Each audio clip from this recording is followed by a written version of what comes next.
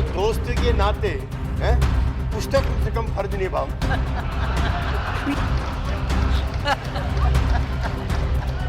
इतना तो याराना अरुण की हम आपसे उम्मीद करते हैं। और ये कोई मैं तंज में नहीं कह रहा, गुजरात में अगर बाबू भाई पटेल की सरकार ना हुई होती तो नरेंद्र भाई भी जेल में होते तो शायद हमारी तनख्वाह बढ़ गई होती।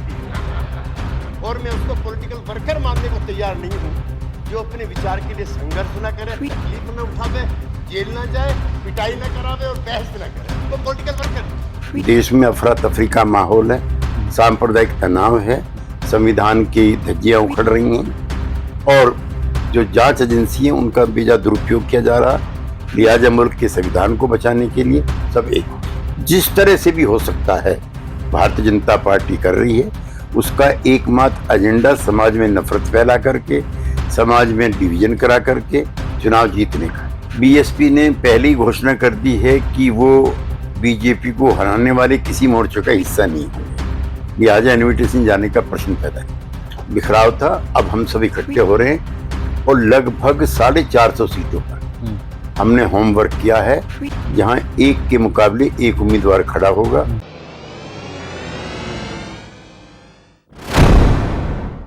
आदाब, मैं हूं मुमताज आलम रिजवी और इस वक्त हमारे साथ मौजूद हैं जेडीयू के चीफ तर्जुमान और जनरल सेक्रेटरी जनाब केसी त्यागी साहब। हम उनसे बात करेंगे कि जो अपोजिशन की मीटिंग होने जा रही है ये कितनी अहम साबित होगी 2024 के लिए, क्योंकि बड़े पैमाने पर उसकी तैयारियां शुरू हो गई। सर, ये जो मीटिंग होने जा रही है ये कितनी अहम आपको लग रहा है कि कितना ये मील का पत्थर साबित होगी 2024 के लिए? देखिए, मुल्क में जो इस समय हालात हैं वो बहुत खराब है।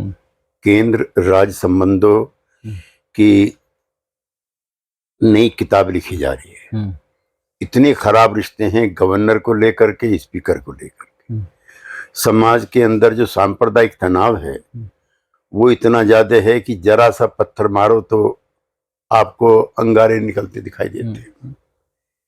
तीसरा, मनमाने तरीके से जो खुफिया एजेंसी हैं, जांच एजेंसी हैं, जिस पर भारत की जनता बड़ा एतबार करती थी, उन जांच एजेंसियों का बेजा दुरुपयोग हो रहा है कश्मीर से लेकर कन्याकुमारी। बिल्कुल। जो नेता इनसे इत्तेफाक नहीं रखते हैं उनके खिलाफ तरह तरह के मुकदमे चलाए जाते हैं। तो इस सब चीजों को ध्यान में रखते हुए सभी बड़े विपक्षी दलों ने तय किया है कि सब इकट्ठे होकर के 2024 का चुनाव लड़ें।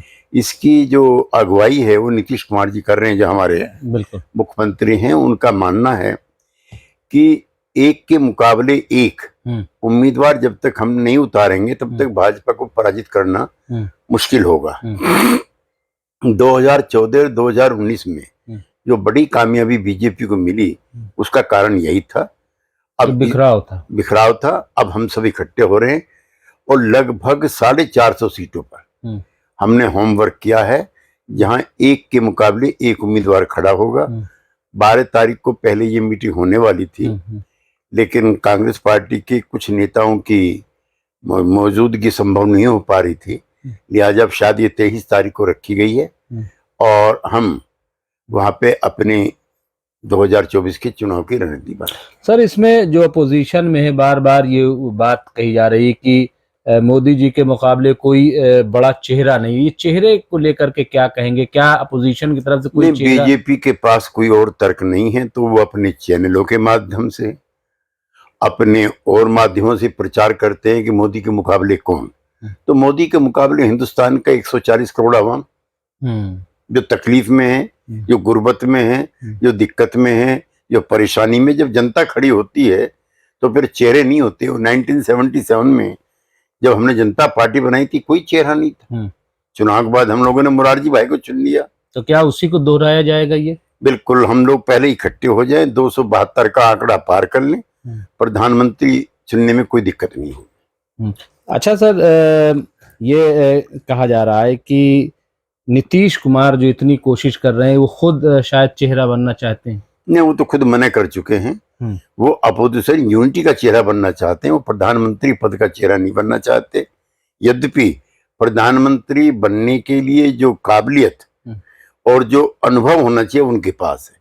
15 साल से ज्यादा वो प्रदेश के मुख्यमंत्री रह चुके हैं, 6 साल से ज्यादा वो केंद्र सरकार में मंत्री रह चुके हैं, तो वो पीएम मटेरियल हैं। लेकिन हमारी पार्टी ने ना कोई प्रस्ताव किया है, ना हमारी पार्टी ने कभी एकता के लिए कोई शर्त लगाई है।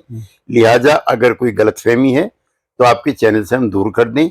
वो प्रधानमंत्री के उम्मीदवार नहीं, वो विपक्षी एकता के अलंबरदार। वैसे सर कौन कौन पार्टियां हैं इसमें जो खास तौर से इसमें शिरकत करेंगी? कांग्रेस पार्टी है, समाजवादी पार्टी है, टीएमसी है ममता दीदी की, अखिलेश यादव की पार्टी है, आरजेडी है, जेडीयू है, सीपीआई, सीपीएम, सीपीआई एमएल है, डीएमके है, इसमें शरद पवार की टीएमसी है।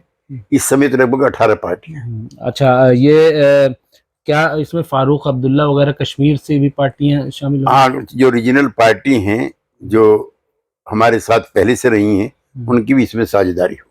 अच्छा, क्या इसमें बीएसपी सर उनको भी इन्विटेशन जाएगा? बीएसपी ने पहले ही घोषणा कर दी है कि वो बीजेपी को हराने वाले किसी मोर्चे का हिस्सा नहीं होंगे, लिहाजा इन्विटेशन जाने का प्रश्न पैदा नहीं। और सर एक और असदुद्दीन ओवैसी की तरफ से बार बार ये कहा जाता है कि अगर जो बीजेपी को हराएगा हम उसके साथ होंगे। नहीं, वो तो बीजेपी का ही काम कर रहे हैं ओवैसी साहब जो हैं। जहां जहां पर लोग कहते तो यही है सर कि हम नहीं कह, ये कैसे कहें वो कि मैं बीजेपी का साथ हूं। जहां जहां भी धर्मनिरपेक्ष ताकतें मजबूत होती हैं उसको हराने के लिए वो अपने उम्मीदवार खड़े करते हैं। ना उनकी पार्टी का कोई प्रोग्राम है, बल्कि उनको देख करके बीजेपी मजबूत होती है। सर ये जो इश्यूज हैं, क्या क्या इशू जो है वो लेकर मैं पहले बता चुका आपसे। देश में अफरा तफरी का माहौल है, सांप्रदायिक तनाव है, संविधान की धज्जियां उखड़ रही हैं और जो जांच एजेंसी है उनका बेजा दुरुपयोग किया जा रहा। लिहाजा मुल्क के संविधान को बचाने के लिए सब एक हो। ये सर आखिरी सवाल, ये नई नई चीजें रोज ला रहे हैं, कहीं फिल्में ला रहे हैं। अभी आप देखिए कि अब 72 हूरें लेकर के आ गए, इससे पहले द केरला स्टोरी। और ये जो मैं पहले ही आपको कह चुका हूं कि जनता को बांटने का धर्म के नाम पर, जात के नाम पर, भाषा के नाम पर, क्षेत्र के नाम पर जिस तरह से भी हो सकता है भारतीय जनता पार्टी कर रही है। उसका एकमात्र एजेंडा समाज में नफरत फैला करके, समाज में डिवीजन करा करके चुनाव जीतने का है। 24 में सर फिर बदलाव मुमकिन आपको? हाँ, हम लोग उम्मीद कर रहे हैं कि 24 में परिवर्तन। शुक्रिया सर। तो ये थे हमारे साथ केसी त्यागी जी, जिन्होंने कहा 24 में जरूर बदलाव। बहुत बहुत शुक्रिया।